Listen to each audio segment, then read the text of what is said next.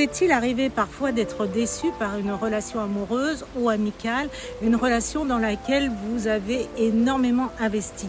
Si je vous pose cette question, c'est que j'ai reçu quelqu'un dernièrement au cabinet brisé par une trahison amicale. Elle avait tout donné dans cette relation et un soir, tout s'est effondré.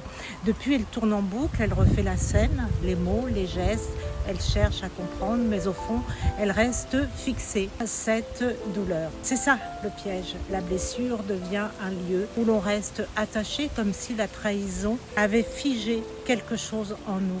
Alors faut-il pardonner ? Le pardon, c'est une exigence morale, spirituelle, mais en thérapie, pardonner trop vite, c'est souvent s'empêcher de ressentir.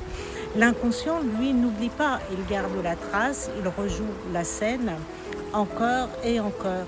Le vrai travail n'est pas de pardonner, mais de se libérer de cette fixation, de comprendre ce qui a été touché, trahi, ce que cette relation représentait pour soi. Et parfois, il s'agit aussi de se pardonner à soi-même, d'avoir autant cru, d'avoir idéalisé cette relation parce qu'on en avait besoin, parce qu'on cherchait à se rassurer soi-même. C'est se respecter, c'est aussi apprendre à se choisir en priorité. On peut dire j'ai décidé de donner une chance à notre relation, mais ce n'est pas pour autant que je t'ai pardonné. C'est une position lucide, une position adulte qui reconnaît la blessure sans la nier, tout en se libérant du piège émotionnel.